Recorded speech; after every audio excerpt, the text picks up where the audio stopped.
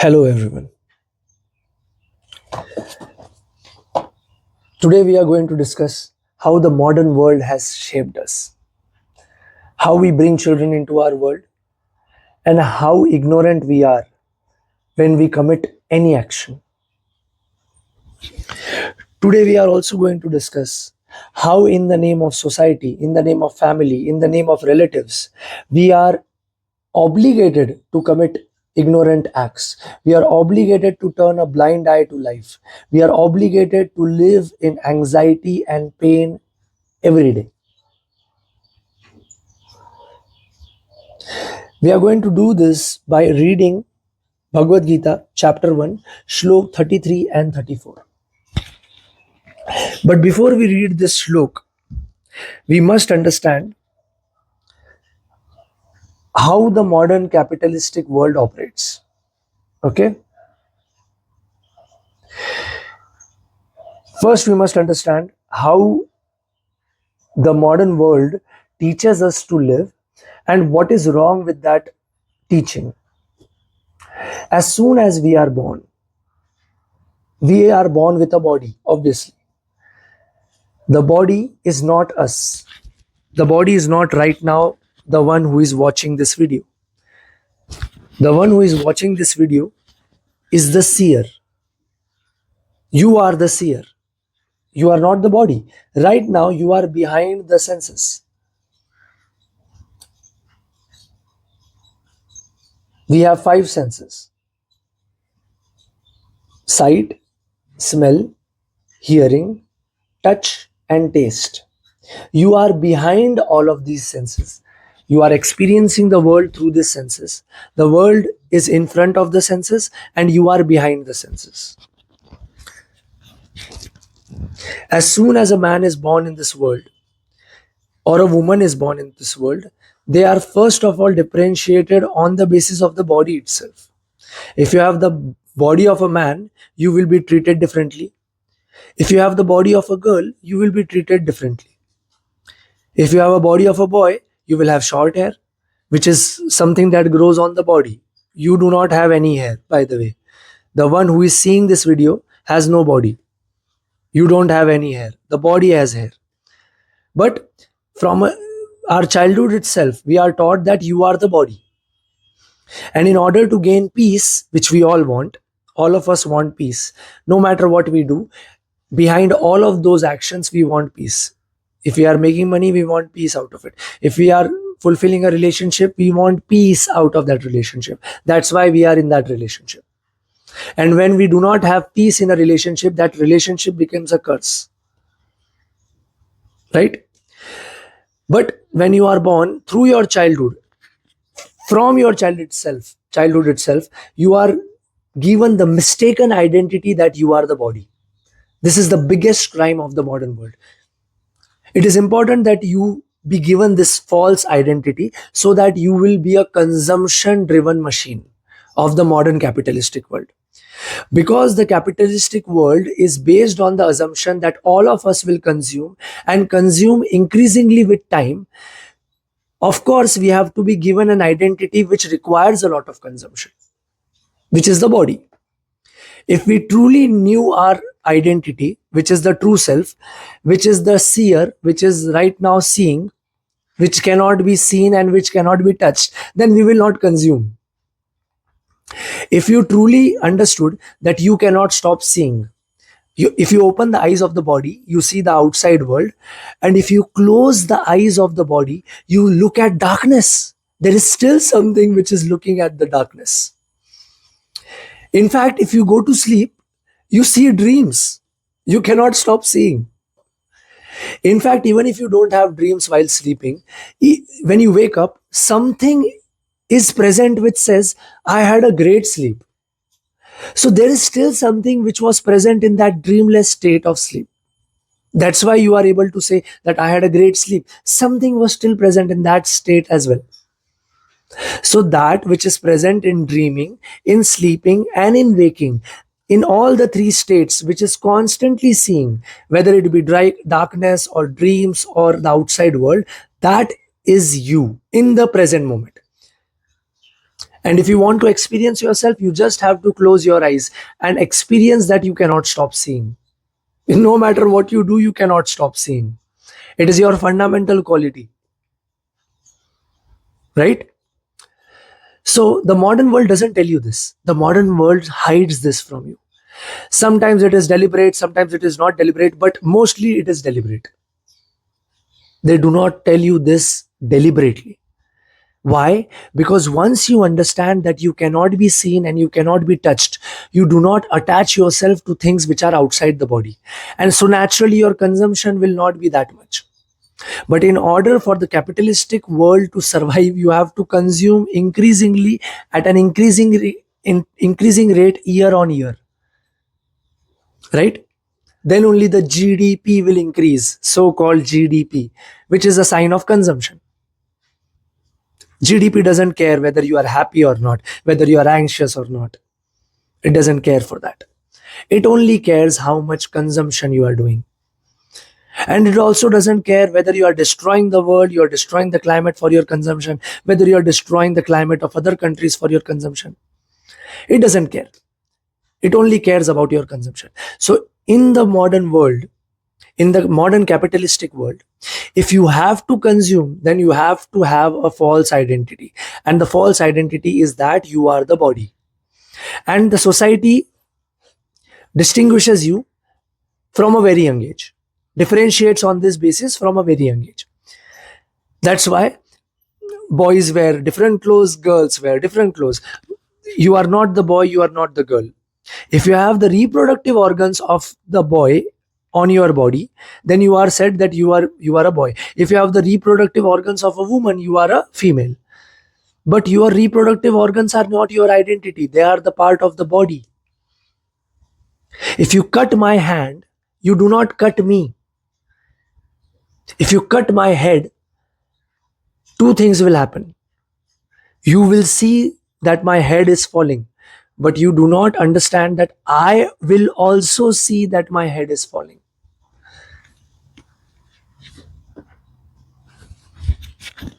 You must understand this.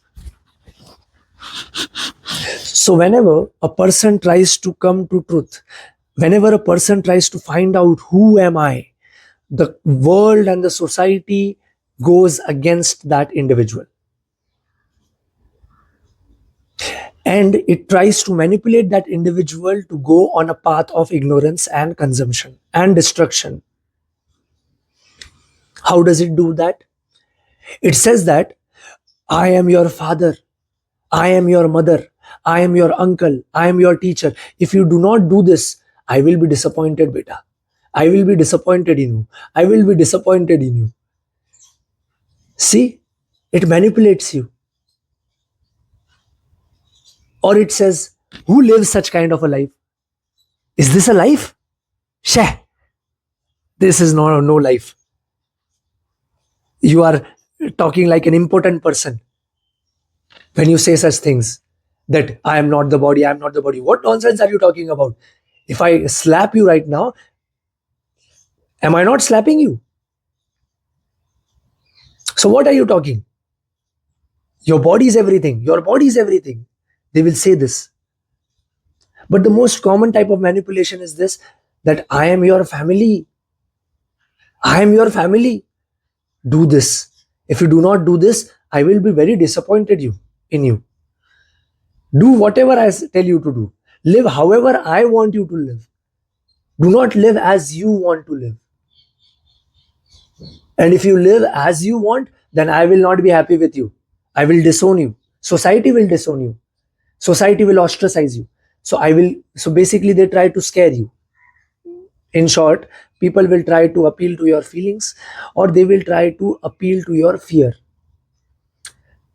And all of this is such so that you marry and you have children. Now, why should you have children? Because once you have children, you will consume. There is no other way.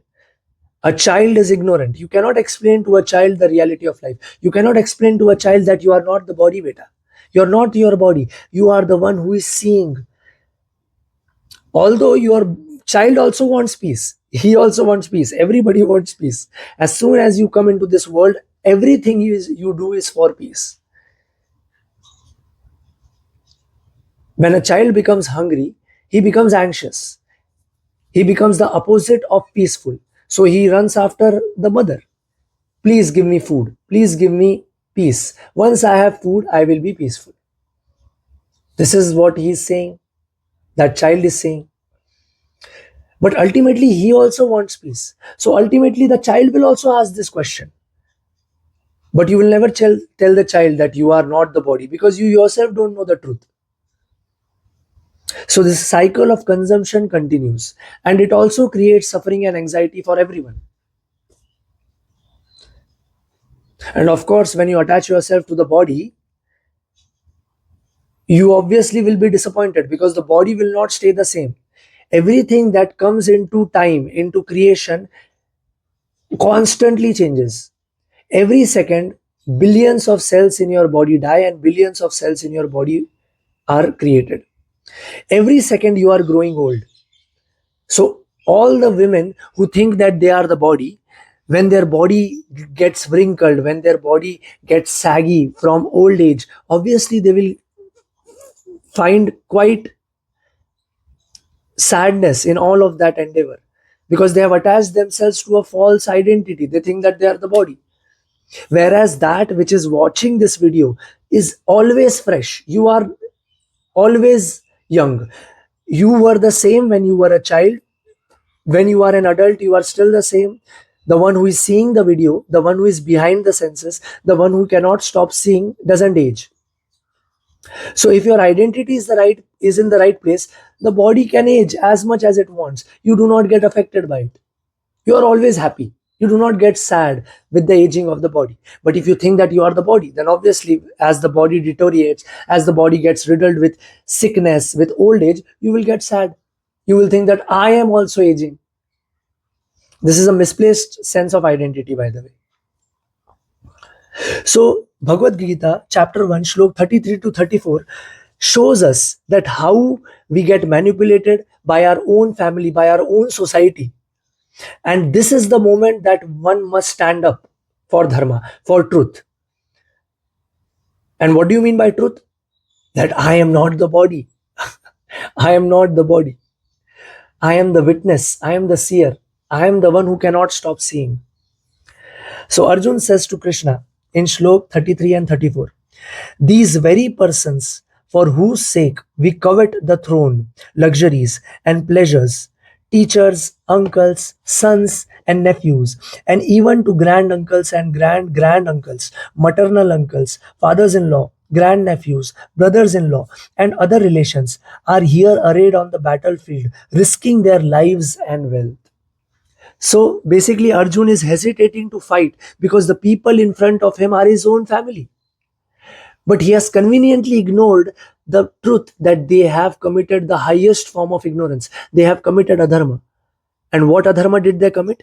They looked at Draupadi as only a body. This is the highest crime. To look at other person as only a body. To look at the world as only a body. Body creates a false sense of separation. When you say that I am this body and you are that body, you divide the world into I and you. This is what we call ego, a false identity that we believe is true. And Arjun knows this. Arjun knows that Draupadi was disrobed in front of the entire assembly. Her clothes were snatched away from her in front of the entire assembly. But what was the biggest fallacy that they committed? They thought that Draupadi was just a body. That's why they thought that if we take away the clothes of the body, she will be ashamed. But that didn't happen because Draupadi knew the ultimate truth. Draupadi knew that you cannot disrobe me. There can never be any clothes that can be put on my true self. The one who is seeing, the one who cannot stop seeing, the one who still looks at darkness even when you close the eyes of the body, cannot be stripped of any clothes because you cannot put on any clothes on that in the first place. So They thought that they were disrobing Draupadi, but what actually happened was Draupadi stripped everyone, because Draupadi understood in that moment that all of these people in the assembly are ignorant. They do not understand the ultimate truth. And because they live in ignorance, they only create suffering. They only perform distorted actions.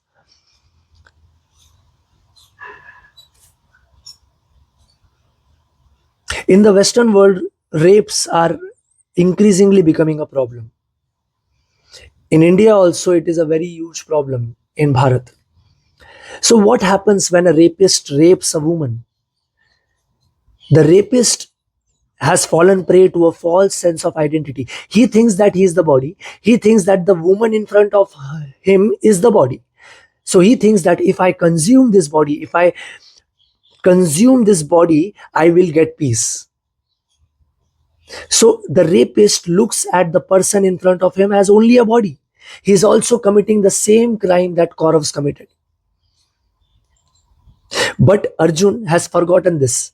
He is doing the same thing. They are my family. How can I walk on the path of truth? How can I know myself? I don't want to know myself. I don't want to fight. I will silently turn a blind eye. I don't want to fight my own people. It's not that Arjun's first battle is this battle of Kurukshetra. He has fought countless battles in his life. He has won countless battles in his life. But why is he hesitating right now?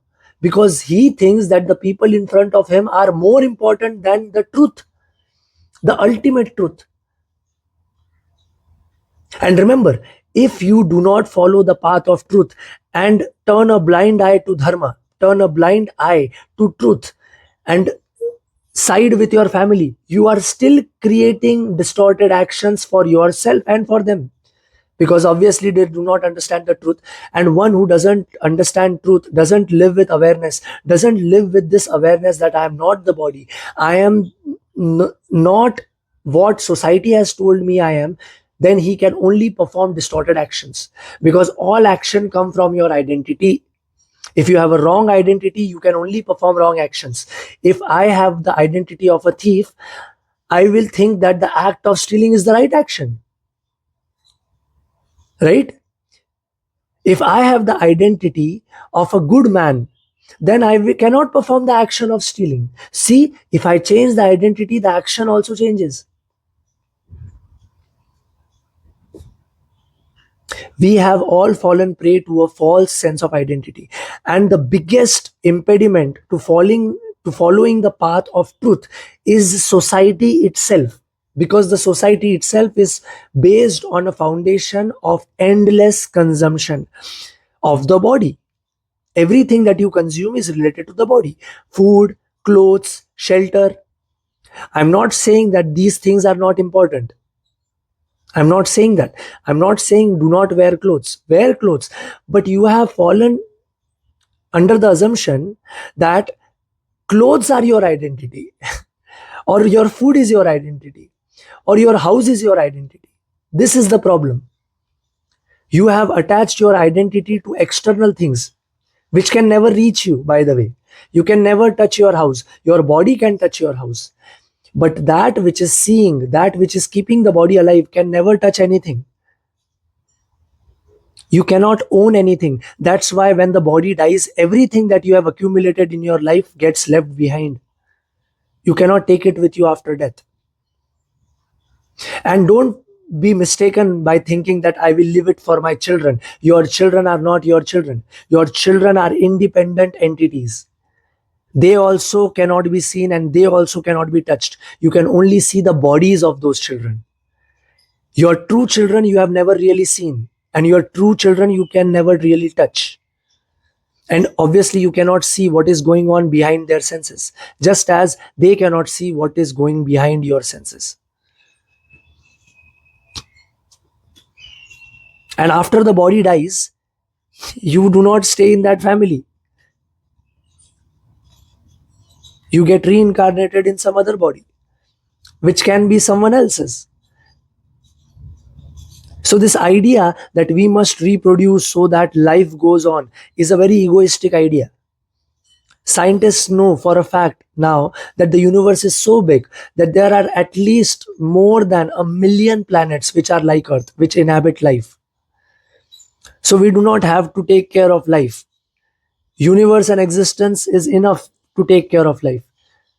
But right now we are on a path of planet destruction. We are hell bent on destroying our own planet.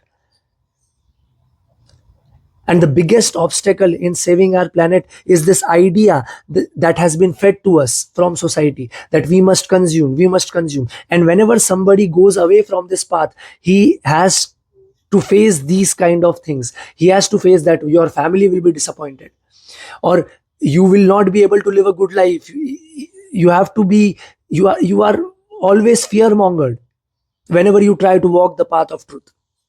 But the ultimate goal is to make you consume endlessly, and you will never get peace out of that consumption. That is a sad reality, and you must have already started to experience this. If you're watching this video, you must already have experienced this in some way or another, that no matter what action you perform, you do not attain that peace that you want.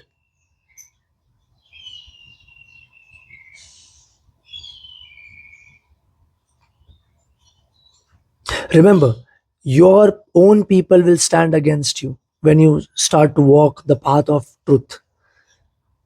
When you ask this question, who am I? Your own people will stand against you. And Arjun right now is doing the same thing. He's saying that my own people are standing against me. How can I look at truth? How can I walk the path of dharma? And that's why Krishna has to utter the next 17 chapters to make him understand. But if we look at his question, we can very easily understand that Arjun and I are inseparable. We are Arjun. We are the ones who are living in ignorance. And Arjun's question possesses the answer itself if you look at the question carefully.